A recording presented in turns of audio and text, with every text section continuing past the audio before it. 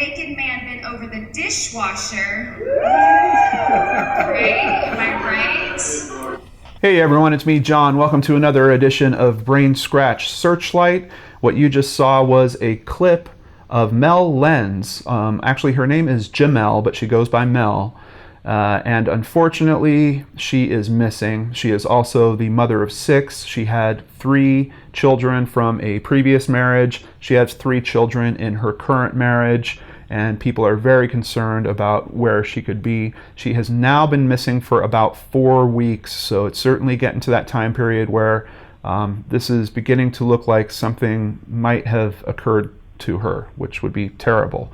But let's see what we can dig up in terms of details, starting with a poster done by the Missing Pieces Network. I don't know if I say it often enough, but it always warms me up inside a little bit whenever I see that they are helping families that are facing missing people by putting these posters together. They usually do a very, very good job. We could see her name is Jimell Carter Lenz from Douglasville, Georgia. She is 43. She's been missing from her home off of Chapel Hill Road in Douglasville, Georgia since Wednesday, March 8th, 2017. She left home on foot around 5:30. I know that sounds a little suspicious. We'll get into some more details about that soon. And her last known contact was via text at approximately 7:30 that evening. Unfortunately, we have no idea what that text message said. The information just doesn't seem to be published about that. She is 5'5" and 120 pounds with blonde hair in dreadlocks and blue eyes. She often wears her hair in a bun or a ponytail. It's believed she is wearing black glasses. Apparently she wears contacts, but she had left those behind, so they think that she might have taken her glasses. She was last seen wearing multiple layers of shirts, blue jeans with glittery back pockets, and either white or gray New Balance sneakers. She was wearing a coat, but the color is unknown. And once again, it mentions that she's a mother of 6 children, ages 2 to 18, and there is great concern for her safety. Once again, Missing Pieces does a really good job. They have the case number already on here, as well as contact information. I will have that also included in the description box below. Moving over to a new site I haven't bumped into before called Plate Pick. They issued some information about her disappearance as well, pretty much echoing the same thing that we just covered. She left on foot. Last contact was with someone by text message around 7:30 that evening. But once again, we're not really getting a solid timeline here. It always gets really tough with these cases when there isn't at least some elements of a timeline published. I know that we've heard from some law enforcement people, they don't think the timeline should be published. I think certain aspects of it should be, because that could help jog the memory of people that might have been in the area that might recall seeing her. Unfortunately, we just have kind of her neighborhood, and she went walking away from home, and that is the area that she was last seen 4 weeks ago. Once again, you'll see another mention here that her family is worried about her health, that she's been having some health issues of late. I think we're going to find a bit more detail about that as we move through here, but I just wanted to show you the pictures that they have posted here so you can get a real good idea of what she looks like. Of course, some of these pictures, to me, they appear to be a bit older, and some of them look more recent. Just going off my gut, I would say this is probably one of the more recent photos.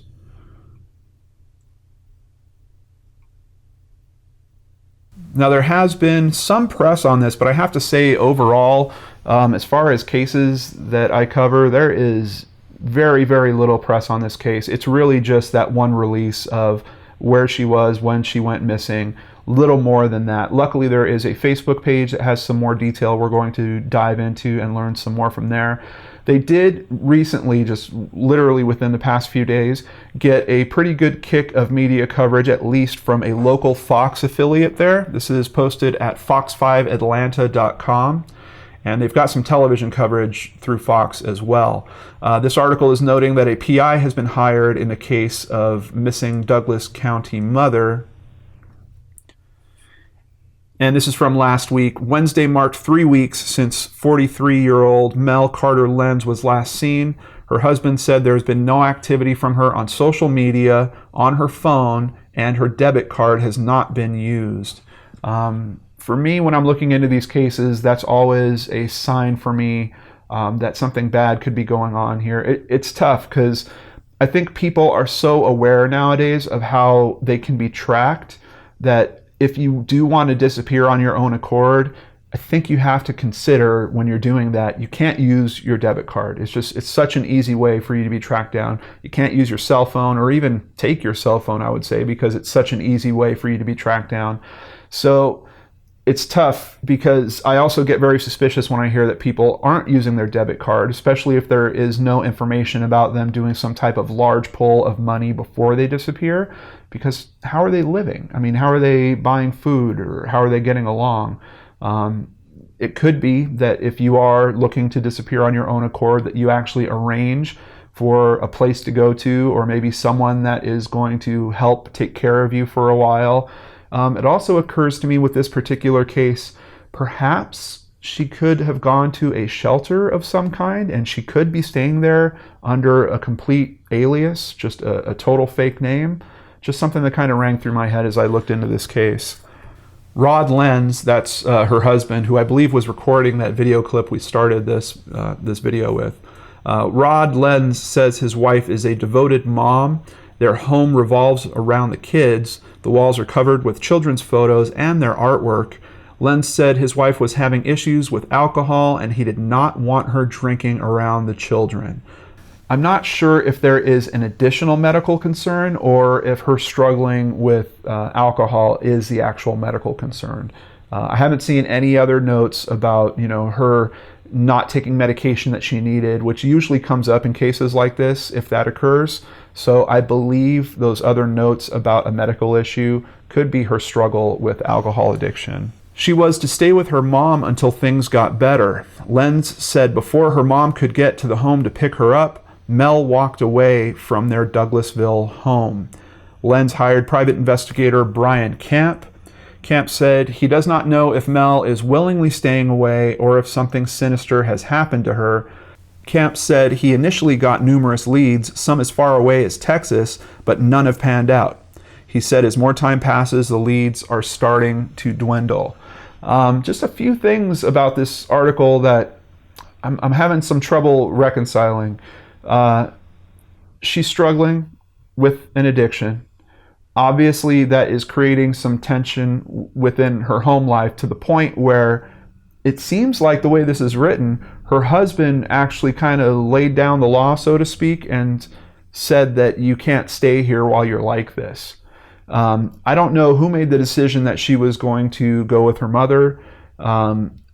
These types of conversations, I don't believe are very smooth conversations. I think that there was probably some very rough stuff that was happening around her leaving that house.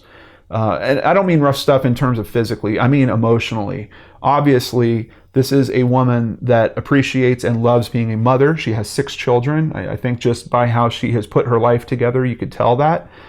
So for her to be leaving her children is probably very painful, especially if it's not a decision she's making herself. I personally don't quite understand the thought behind she has to go stay with her mother until things get better. Typically, if someone needs help like that, you have to get them into rehab. I don't know. I mean, maybe her mother's a counselor of some kind, but even if she was, I believe that even an expert in that situation would say that I'm too close to you to help you with this and you need to get help from somewhere else or someone else.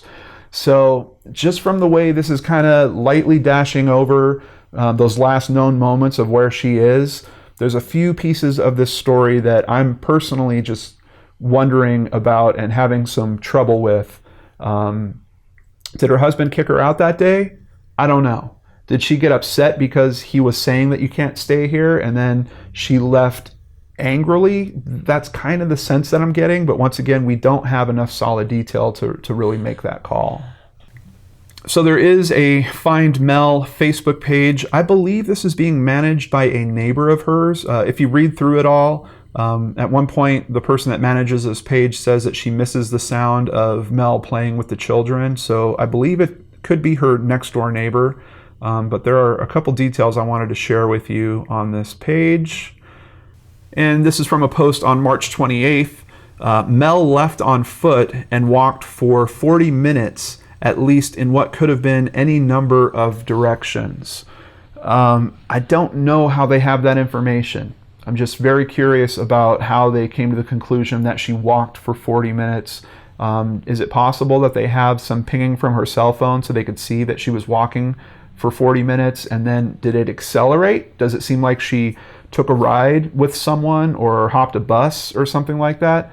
I'm not sure, but just the way that information came out kind of grabs me. Obviously they have some information, but they're not being super upfront about what that information is to lead to that 40-minute window. Because she left with bags and no one saw her being shoved in a car or anything, it isn't what is known as an emergency case. So that is her perspective from, she was communicating with law enforcement, and that's what they were telling her. Here we get a little bit more detail. So not only is her husband saying she had to leave because of her struggling with her addiction, she was supposed to go stay with her mom. Her mom was on her way to come pick her up, but she left before her mom got there, and she left with bags. She literally packed to leave.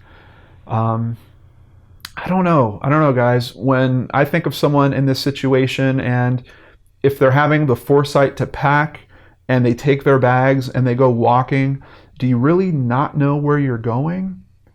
There's something in me that thinks there is a strong possibility that she is either staying with someone that is a friend of hers that her husband is not familiar with, or like I was talking about earlier, possibly she got to a shelter of some kind. She could be telling the people at the shelter that she's in an abusive relationship or something along those lines.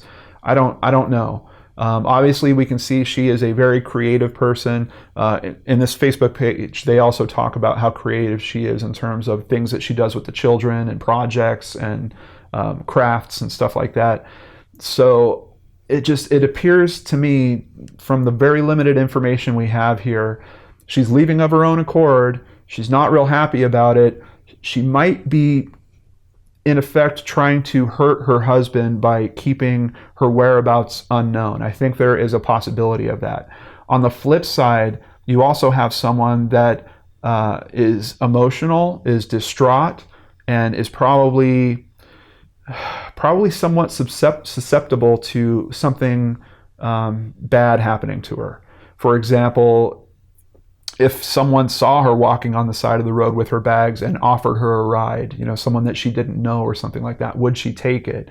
I don't obviously know her personally well enough to know how she would respond to those situations, but I imagine that she was in a position where if someone was looking for an opportunity, they might have seen some opportunity with where she was at emotionally and physically, with her literally lugging these bags down the road. Here, the administrator of this page gives us a little more insight into Mell's personality. I think Mell is one of those people that is loved by others more than she loves herself. She has been through some hard times in her life that often haunt her and cause her to question herself, but she is a good mother and has been a good friend to me the past several months. And that's part of the reason why I wanted to start this video with the stand-up clip. I did some stand-up in my day. I hung out with a lot of stand-up comedians. I think most of them would tell you we're getting on stage and trying to help other people laugh in an effort to distract us from what's going on in our life, or to try to lighten the pain of what we've been through before. And that footage that I showed you at the start of this video was literally just from November 30th of 2016. Admittedly, it was her first time back. I think the video says that it's her first time back on stage in 9 years or something like that. But even that, if you look at it, could allude to the fact that is she happy? Is this a good thing that she's getting back on stage, or is this some type of therapy that she's trying to seek by getting on stage and making other people laugh? And even this post on Facebook goes into this just a little bit. Mell was also a comedian years ago and shared with me how she loved making people laugh and hoped to go back to that one day. I don't know. It's just another sign of potentially trying to mix up her life a little bit by getting back on stage. Is that a good thing? It can be. Is that a bad thing, or a sign that people are struggling somewhat? It could also be that, but The thing that has me the most suspicious is just kind of the story from the husband. But outside of that, he did hire a private investigator. There is also a GoFundMe campaign to help with those expenses. They're only looking for $2,000. They're saying specifically the money collected will go to search efforts and the cost associated. Any leftover will go to her care once she is found. I'm pretty sure that just with him hiring a private investigator, he's going to be spending more than $2,000 over the course of that investigation. So, of course, I will have a link to the GoFundMe in the description box below. Please check it out, see if it's something you can support.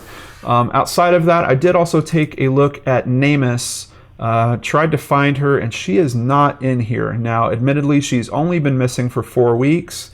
But I think it's coming up on the time where she should be popping up in here, and I don't see any record for her yet. So I just wanted to note that. Also, there is a WebSleuth thread about her. It's only got 14 posts. We've covered pretty much all the information that it refers to because there's not a whole lot of press on this one, guys. And it's strange because there certainly seems to be a bit of a story to dig into. And Fox seems to be kind of scratching around it a little bit, but not digging in real hard. Camp Investigation Services is the company that is working this case. Brian Camp is the investigator. I will also have his contact information in the description box down below. He's mentioning that she more than likely will be in the Douglasville and possibly Carrollton areas. So I just wanted to call that out. Once again, we're not getting an explanation why, but it's possible she could be in this other area as well. And something kind of interesting that I don't bump into a whole lot on cases like this, there's even a Craigslist post about her missing. It has contact information for the sheriff's office, also has the case number and the investigator's name. I've also included all of that in the description box below. If you do have any information about where Mell is, please use that contact information. Please get it into the people that can do something with it. Outside of that, if you have friends that live in these areas in Georgia, please share this video with them. Let's raise exposure and keep the exposure raised to this. Outside of all that, Mell, if you are out there and you happen to see this, I know that it could be something extremely traumatic that you're going through. I don't feel like we're hearing the whole story through the press, obviously, and I do think that I know that you wanted to be a mother and you might be struggling in some way with what you're coping with and not being able to do that properly. At a minimum, please do the right thing and just get a message into law enforcement that they can route back. They don't have to invade your privacy. They don't have to know where you are, where you're going. You could do it with a simple 911 call, I'm pretty sure, from any publicly available telephone. Go to a library, use a computer, send an email. Just do something to get a message back to your family to let them know that you're okay, if nothing else. I'm pretty sure that even if you are trying to hurt your husband in some strange way or something like that, I'm pretty sure there are 6 kids there waiting on pins and needles for some message that you're okay. And I think that would do the world for them. So I'm hoping you might consider that. And I'm also hoping that you're getting help. I kind of struggle with seeing this story, and it feels to me like obviously your current husband is struggling with the addiction, but I don't know that kind of go live with your mom is the best response to that. I really wish that you guys could have worked together maybe to get you into a program where you can get some help. Maybe those options are still out there. I just don't know enough about this story, but I just want to remind you that there are people out there that are very good at helping people with addictions, and maybe you can pull all this back together. It's definitely not too late. So, all right, Brain Scratchers, this is where I turn it over to you. Any other theories on this case, please share it in the comment section below. I ask that we please remain respectful. There is just so little to go on. I know we could go crazy with wild assumptions. Let's just try to rein that in, talk about the facts that we do know, and see if there's something we can do to possibly help this family find their missing loved one and pull all this back together somehow. Thank you so much for watching this video and spending some time with me. I will see you on the next show right here on the Lord and Arts channel.